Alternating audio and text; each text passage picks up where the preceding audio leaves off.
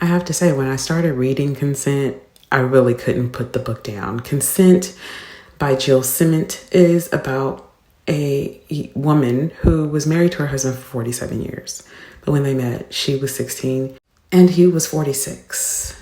And they started a relationship. They began dating, quote unquote, when she was 17. He was her art instructor, but he wasn't like an art instructor in a college or in school. She took private classes because she became emancipated. Jill Ciment has written several books, including another memoir called Half a Life, loosely about her relationship with her husband, but also about her career as a writer. In this, I would call it addendum, maybe, or footnote to a certain extent to her memoir. She discusses whether or not she was groomed. She is writing this book after the Me Too movement, and she has questions. And we'll get into all of that in this video. I decided to do a sketchbook illustration of this book just to kind of gather my thoughts and to write down some notes and to just work through some of my own questions that I have from reading this book and some of my own feelings that I have from reading this book, because this is a good way to document my life, and also this is how I work through things. In this video, I also discuss some of my skincare and makeup with you because I just feel like books and makeup go hand in hand, at least in my life. This is my way of having a discussion with you, but also doing the things that I normally do. So welcome to the first Beauty and the Books reading vlog, where we discuss some books or a book and also some beauty. Again, today's book is Consent by Jill Ciment. So we're having a cabinet built. I lost the word for a minute there. That was weird. And I heard the saw going off and I thought it was the baby. It wasn't the baby. It was a saw. Anyway, that has nothing to do with this video. So she was 17. He was 47. And she wonders if she was groomed. I would say, yes, she was groomed. She was groomed long before she ever met him. He just took advantage of the situation. So she was 17. He was 47. I can't wrap my brain around that. She was an emancipated minor at 16. So okay, I get that. At 17, I was emancipated to a certain extent, not legally, but definitely in my parents' eyes. They definitely considered me to be an adult. So I get it. But in the book, it's a memoir, but she's examining a memoir that she wrote previously. And she's examining whether or not she was truthful in that memoir, or if her memory was telling her one thing when in actuality something else happened. She was absolutely groomed, but not by him. She was groomed long before she met him, in my opinion. Based on my experience in life, that is something, the grooming of young girls from a very young age, or even the neglect of young girls from a very young age, and the correlation with the decisions that they make later on in life, or the things that happen to them, or that they seemingly can allow. And I put that in quotes because are they or aren't they? That's up for debate. Those things stem from somewhere. They typically don't just happen. And we don't talk about that a lot when we talk about these types of things, the Me Too movement, whether or not someone is at the age of consent or not. We never talk about what happened before. And this book is very deep, and it's filled with a lot of stuff that I'm even a little shocked by. Got me clutching my pearls. And in today's time, it would absolutely be frowned upon. In fact, people would be calling for this man to go to jail, and maybe he should have gone. I don't know. Not judging the situation because I'm in 2024. I don't know these people. It's a slippery slope. It is crazy all the way around. But I think that this opens the door to bring in another aspect of this conversation that you never hear about, and that is young women who kind of never had a childhood to begin with. Now, like I said, I'm only on page 53, but I relate so much to the author, and experience wise, I've experienced some very similar things. We're only about 20 years apart in age, so I definitely came of age at a time where it was very much still acceptable for older men to pursue younger women. I mean, in a lot of ways, it still is, depending on who you ask. And that is a big part of this book. But I'm noticing in these 53 pages too, there's a lot more. And that's where I'll leave it for this section of the video. I'm going to read some more, and I'll expound on that thought a little bit later. So you guys, I reached page 100 of Consent, and I also purchased some new products for my face. So I thought we'd kind of talk about both beauty, books. I purchased the viral Medicube products from TikTok. I have actually already been using the pore pads. I started with the mild ones, and I was using those kind of like on a daily basis.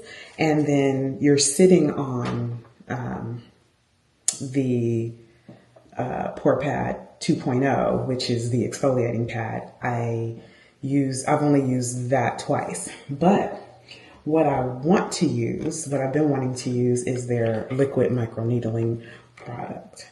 So this is the 1-day exosome shot, 2000 lacto exosome. It has AHA, BHA, and PHA. Now I did exfoliate with the pore pads last night, so hopefully I'm not overdoing it. But this product comes highly recommended. Most of the Medicube products come highly recommended, to be very honest. And I have not been disappointed with the ones that I have used so far. So I thought I'd give the other products in the line a chance. I have 10% battery life, so I'm going to have to be quick because I'm sure that this is going to die. But you're supposed to put this product on your face first, and then this, I guess, is like the soothing collagen jelly cream that you put on afterwards, and it's supposed to give you a glow, and this is supposed to be amazing. Thank you for using the bit of battery life to tell me that I have 10% battery left. I appreciate that. Anyway, I can see that. So let me do this really quick, and while I do that, I can tell you a little bit more about this book, Consent. I did a whole spread in my sketchbook journal about consent. I did a whole spread. You don't need to see this part up here. I did a whole spread in my textbook journal about this book. And I just wanted to touch on a couple of things 100 pages in, okay? What's funny is I'm 100 pages in, and there's only 149 pages or 45 pages in the book. So while we talk, I'm going to put this on. I don't know if I put too much or too little. We shall see, because it's supposed to like sting because it's microneedling. We shall see. Anyway, I'm going to put this on, let it sink in, and then put the jelly cube, the moisture cube cream on next. And while I let it sink in, I'll talk fast because I know my camera's going to die. Okay, but after 100 pages, I thought I would do a little housekeeping and kind of tell you a little bit more about the book, because in the beginning of this video, I kind of speak more about feelings and vibes than I do about actual things happening in the book. So by page 100, I think we've met most of the significant characters in the book. We've met Jill's brothers. We've met Jill, obviously, Michelle, who is Jill's husband's daughter. Jill's husband is Arnold. Okay. And these are all real people. So Jill has 3 brothers. She lives with her mom. Her dad kind of left the family. Apparently at some point he was considered autistic. And so he left the family, and that's a very non-existent relationship. I'm going to focus mostly on the neck and the chin area because I get hairs here and I pluck and it turns dark. That has been happening since my 30s. That's not an old age thing. I'm just a hairy girl. And being older now and being in menopause, because I am in full-blown menopause, I grow hairs, especially if I don't wear my estrogen patches, because I guess I have more testosterone than I do estrogen at this point. Anyway, I pluck and sometimes it leaves dark spots. So that's an area that I really do want to concentrate on. All right. So we know who's in the book, right? Okay.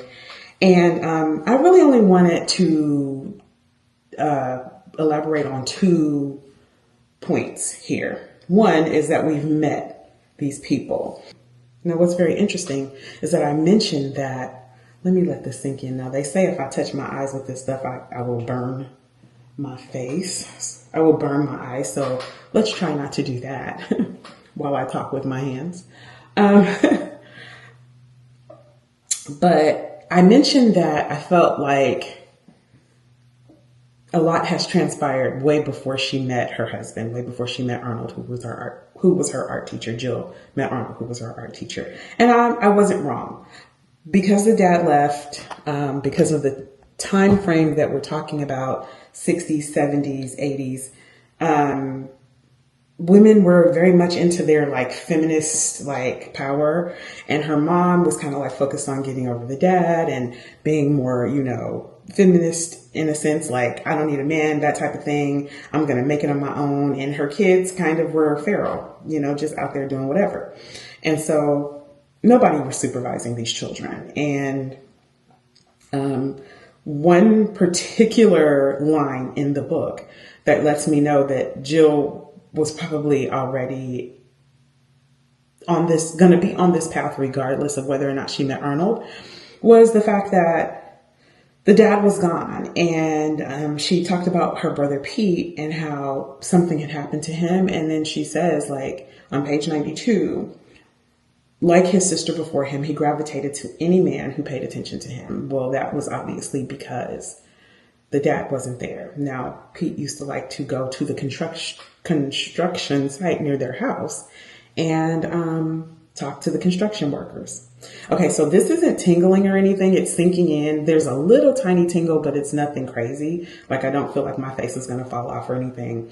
This is the 2000. It's the Exosome 2000 shot. So it's milder. They have one that's more, I guess, microneedly. I don't know what word I would use for it, but this one is supposed to be, I think, the sensitive one. I think there's a 3000 as well. But anyway, letting it sink in a little bit more, I'm just going to kind of let it do what it does. I'm just going to kind of let it, it's still a little tacky, so I'm just going to kind of let it sink in a little more and finish this out because I have 6%. And I have a feeling it's not going to let me do anything at 1%, so let's go. Because nobody was really paying attention to them, I have a feeling that Jill was already going down that path regardless before she met Arnold. Does that make it right? No. I feel like Arnold was probably more of an opportunist in this sense. He definitely took advantage of the situation, whether he knew that that's what he was doing or not. That's what he did. But suffice it to say, Gloria, Jill's mom, her children were out there on their own. And there actually was an incident, which I'll elaborate a little bit more on later, where Pete, her younger brother, was actually assaulted by a man. And it was one of those situations where, again, the mom didn't listen to her intuition. She kind of was so busy doing her own thing that she really wasn't paying attention, and it happened. So some of this I feel like was inevitable, and it can't all be put on Arnold necessarily, which ironically, Jill is writing this book partially to examine her memory on things and examine like how things have transpired back then and how they would be looked upon now. And she questions everything, right? But she definitely includes the story about Pete because I think, on purpose or not, she definitely is defending her husband. And I'm not mad at her for that, but it is happening. I'm applying the jelly cream, the collagen jelly cream now. And I did use this last night with the pore pad, with the exfoliating pore pad. And it's very sticky. I like the way it feels going on. I don't like the way it feels once it's been on, but it does eventually dry down. So you're not walking around with a sticky face all day. I love the application of the product. I'm loving it right now. It feels wonderful, especially after putting little micro needles on my face.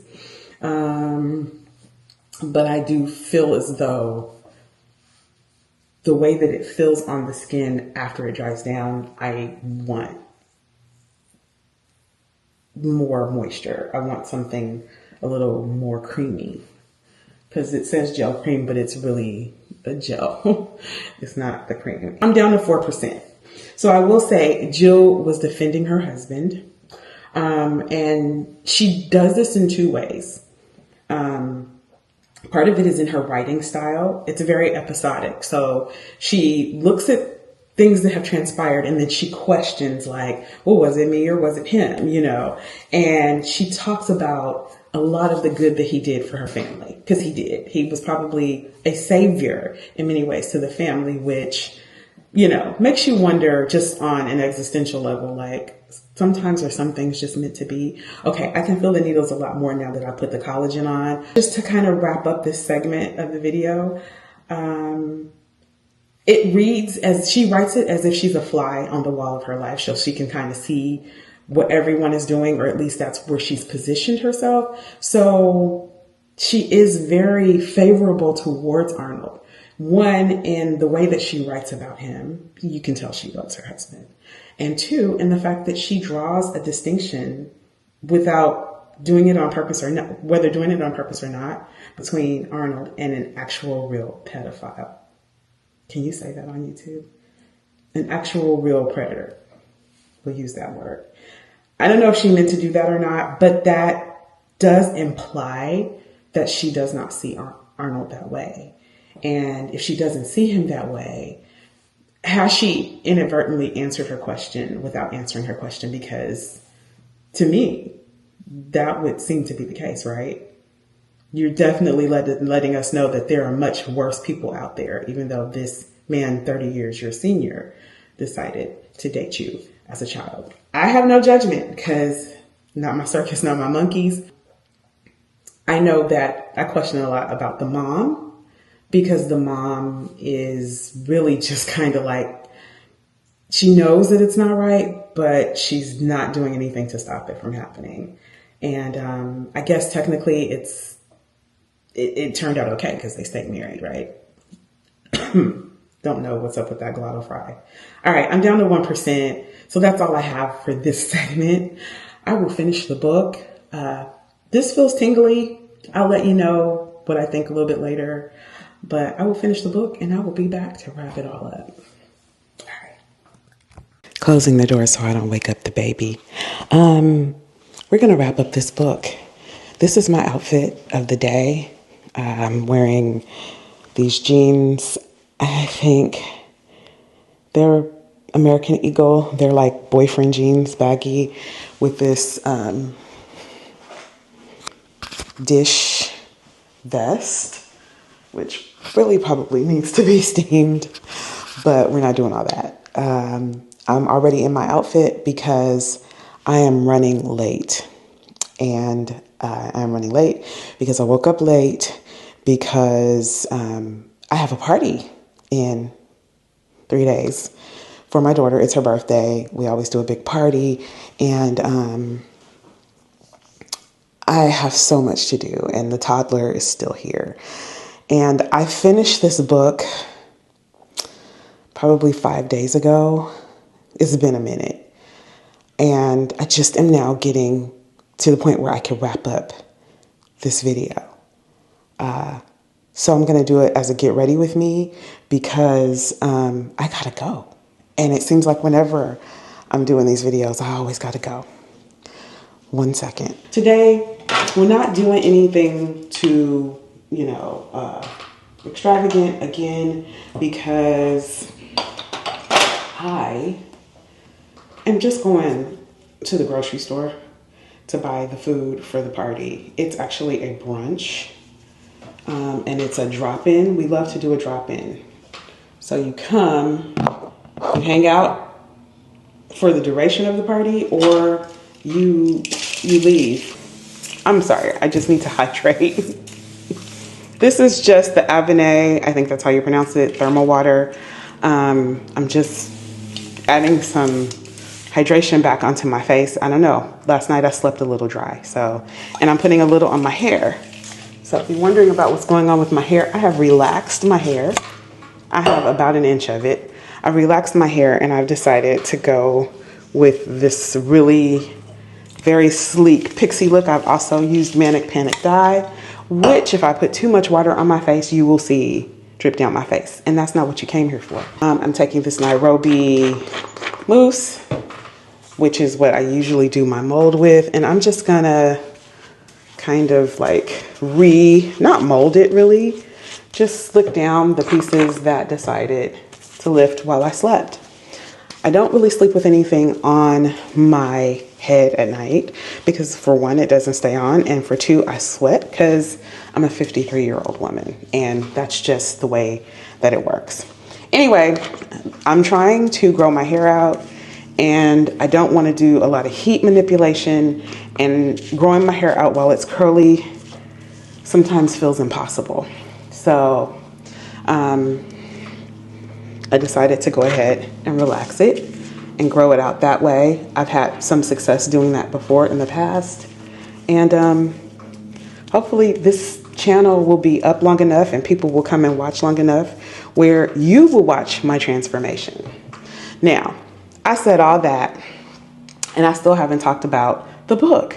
I put the mousse on the edges and I'm gonna twirl these edges, and while I do that, I'm gonna talk about this book a little bit. So I finally finished reading Consent, the last third of the book, which is where we left off. And I mean, at this point, we're just wrapping up the book, right?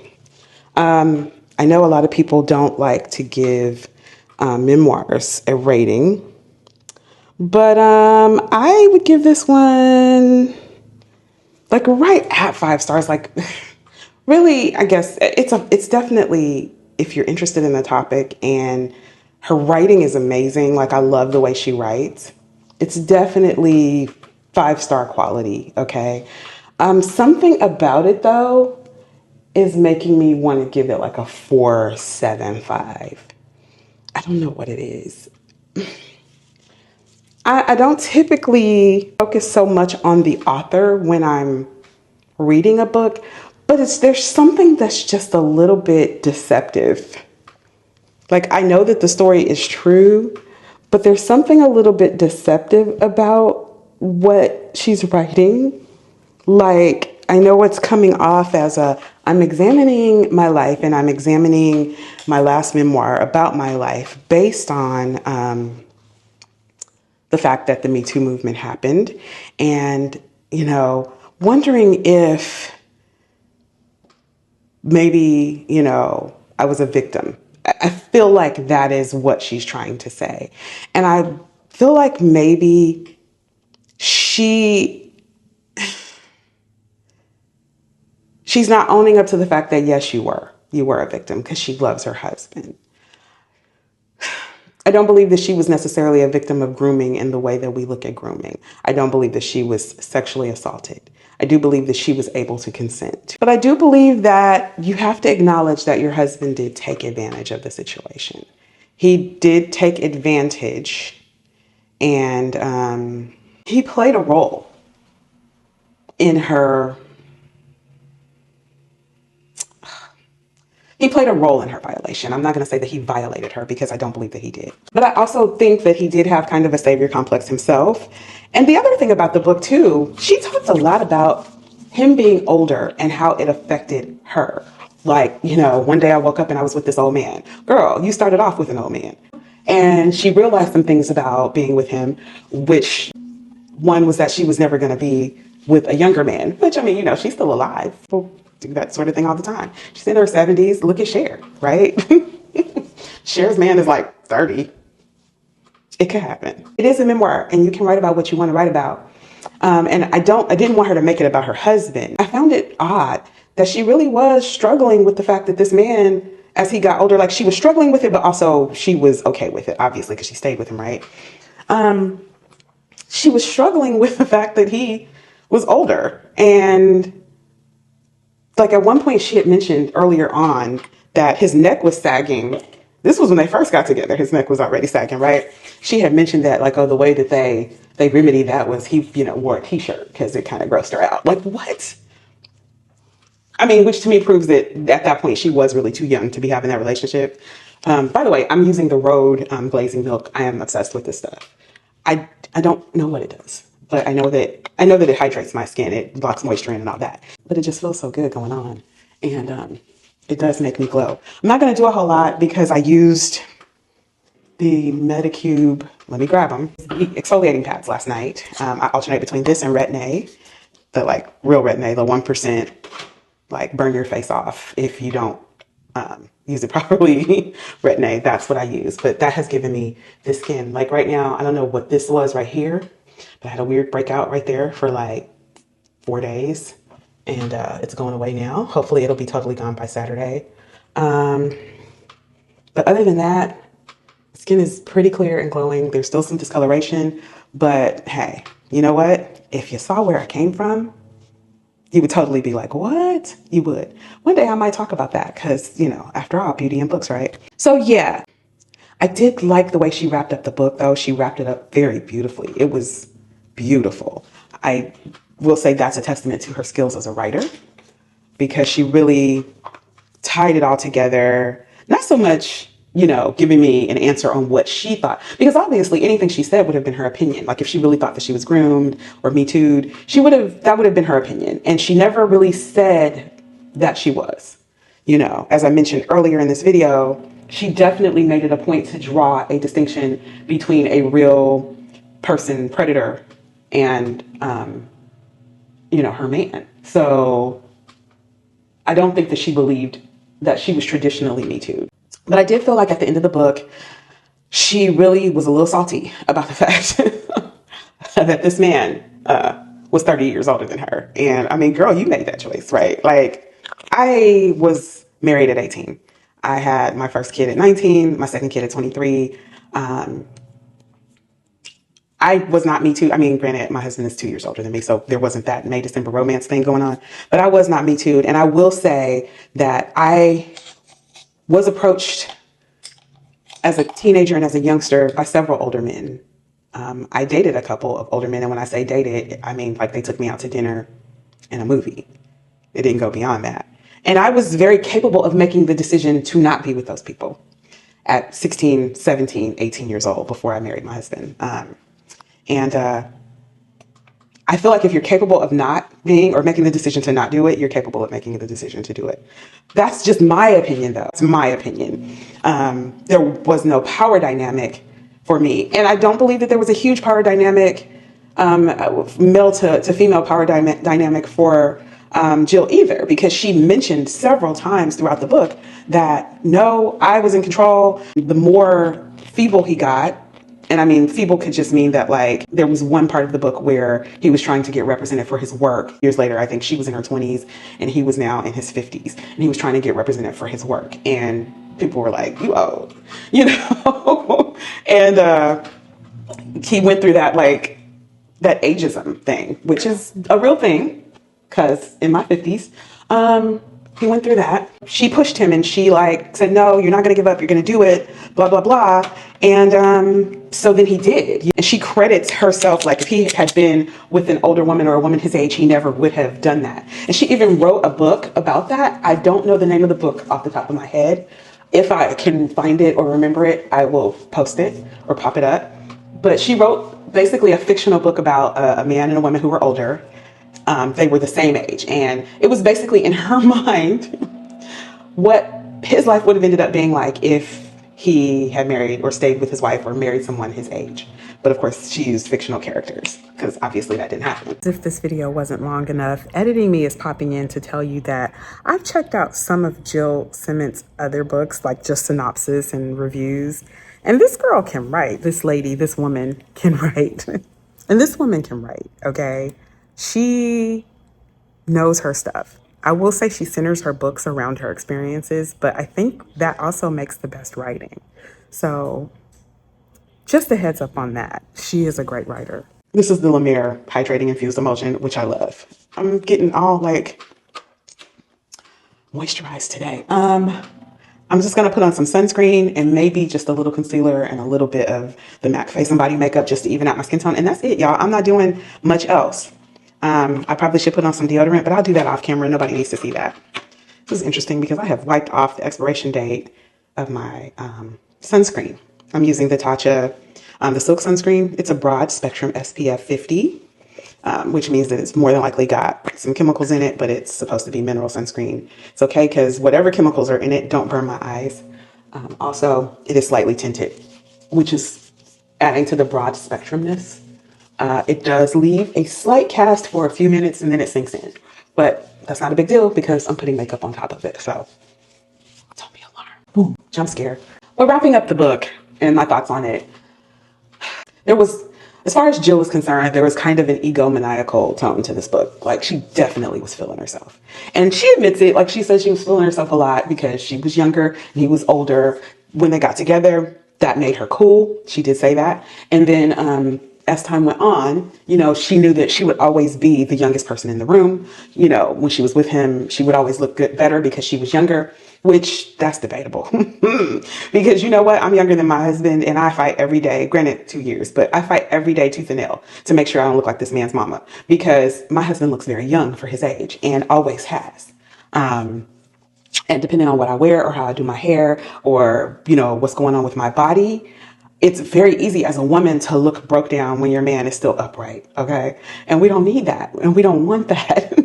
So I'm not trying to look young. I'm not competing with young girls out here, which a lot of people think that that's the case with older women. Girl, I'm just trying not to look like my husband's mama, okay? Unless I was old enough to be his mama. And then that's a flex. It's a different type of flex. But that's not what we have here. You know, and I have had someone say like, no, you know, you could be his mom. And she was young and not very bright. So I'm going to charge it to her youthful exuberance and not her heart. Not to knock young people. Young people are fine. I have, you know, much love and respect for young people, but, you know, Kamala wasn't totally wrong. Anyway, if there's any young people watching, I'm not talking about you. Don't take it personal. If it doesn't apply, let it fly, okay? But to have some, like, 19-year-old try to tell you that you look like your husband's mother when clearly you don't, that's an insult. Anyway. And I know most of you guys would never, if you're watching. But anyway, so yeah, I got this kind of egomaniacal tone. She's kind of a bit of an egomaniac. And she, just a little bit, I don't know her in real life and I'm not accusing her of anything. I'm just saying that I noticed some things that Jill would say.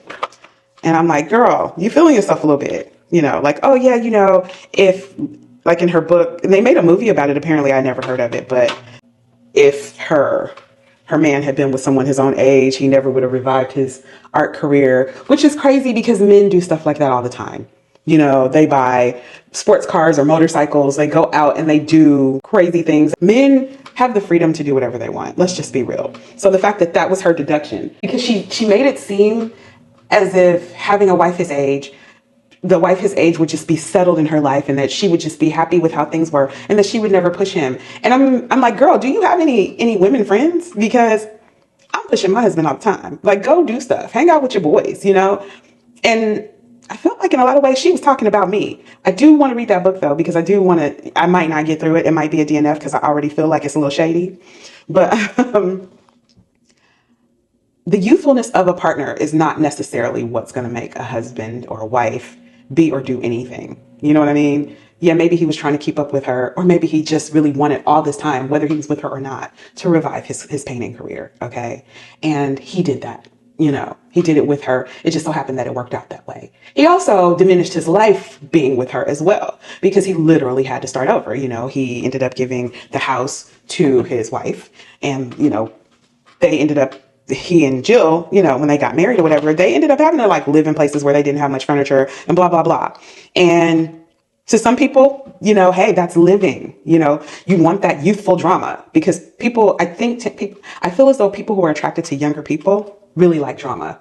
You know, when you have to be with someone who's not your age in order to feel alive, it's because you like uncertainty, you like financial instability, you like drama. And for some people, drama makes them feel alive. And I think that that was the case for this man. Because before he married Jill, he was sleeping with a lot of folks, sleeping with his students, none as young as her. She was the first and apparently only person of that age that he slept with. One thing Jill did not mention in the book is whether or not her husband ever cheated on her. I would be curious to know, but I know that as nosy as I am, that's none of my business. And if she chose not to share, she's well within her right to not share. But if in fact that did happen, and I know what I believe, maybe she wasn't as instrumental in him being as vigorous and vibrant in his life as she thought she was. No hate against her for feeling that way though, girl. We got to be delusional. We have to up ourselves because other people are not going to up you. So big ups to her for recognizing that, you know what, I'm going to say I'm the prize, even if I may or may not be. Because I feel that same way about my husband. I feel like he wouldn't be where he is I feel like he wouldn't be where he is if he had chose a different partner. However, that has nothing to do with my age. It's just simply my personality. And I feel like if in her book the other book that she wrote, if she had focused, if she does focus, because I didn't read the book, so how am I critiquing something I didn't read? Which I feel if she does do in the book, if she focuses, my battery died. I mean, my SD card. I have been filming with my phone for years, and I've gone back to filming with a camera that requires an SD card. I'm looking for some concealer, y'all. And the thing gets full so quickly, and I should have another one, a backup, and I don't. And the whole thing is annoying because I'm not used to it anymore. I used to film with a camera, and one of the conveniences of filming with your phone is the fact that you don't have to keep changing your SD card. All right, y'all. Oh, there it is. This is the MAC 24-Hour Studio Fix Concealer. I love this stuff. I'm looking this way because I'm looking in my phone. I don't know where my mirror is, so I mean, I have a mirror here, but I needed the natural light to do the filming. But yeah, I feel like if she had focused on the personality of the person more so than her age, you know, but obviously this age thing was a big deal for Jill because of the circumstances surrounding her own life. And it's her book to write, and it's her story, and I would never dare to tell her how to write it. But I'm slightly offended, though, that we would assume that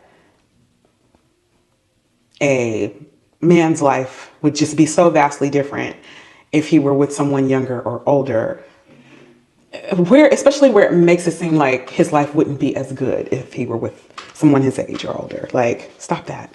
Stop that. That's a personality thing. That's a life experience thing. That's one of those things where circumstances dictates a lot. And in this instance, he met a younger girl who was aspiring to be an artist who then decided that she wanted to be a writer. And yes, of course, things are going to be different, but that doesn't mean they were necessarily better or would be better. What's ironic is her mom was his confidant. And vice versa, because her mom was his age. And I don't believe anything ever happened between, you know, Jill and Jill's husband and Jill's mom. That would be crazy. And I wouldn't even speculate that. Although I guess technically I just kind of did. But I don't believe that. But clearly at times he craved being around someone his age or older. And there's a reason for that too. So that's my take on the book. I kind of went on the fly for this ending part. Just because I didn't get a chance to write notes because I do still have my grandson here. But a few days later, that's how I'm feeling about this book. It's a 4.75 stars for me as far as the writing and the subject matter and the things that transpired in the book, but it's really a 5-star because it's someone's memoir and you can't tell somebody how to write about their life, you know? So on Goodreads, I will rate it a 5 because I rate either all memoirs a 5 or I don't rate them at all. If I don't like them, I don't rate them at all. But I haven't met a memoir that I just hated. So luckily for me, I've never had to not rate a memoir. I will say reading the book has made me want to read more nonfiction, in fact, more memoirs and biographies, because that's what I love. Those are actually the types of books that I do like to read.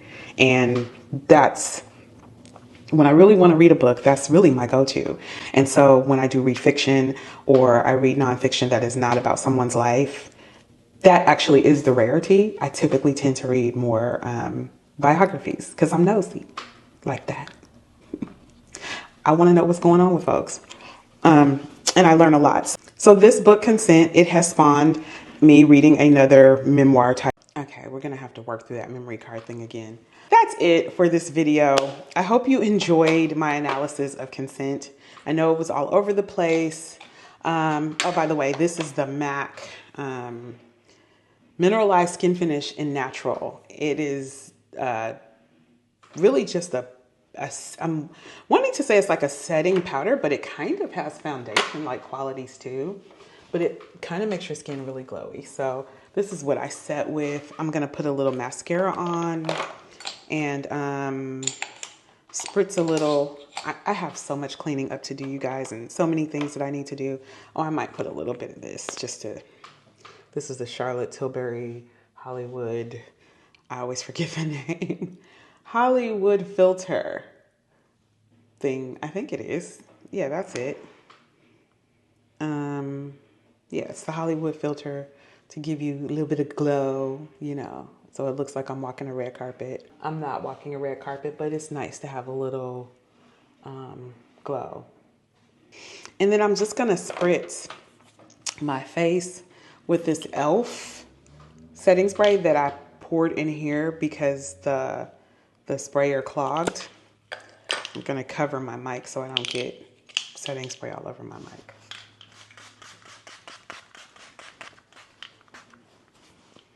I didn't put on the mascara, did I?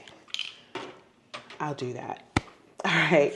Thank you guys for watching. I hope you enjoy these videos. If you do, give me a thumbs up.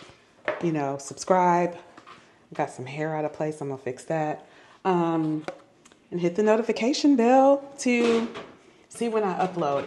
When the Munchkin does finally go back home to his dad, I probably will upload more. I might get to 3 books this month. But I have a party this weekend too, so for the next 4 days, I might not read anything.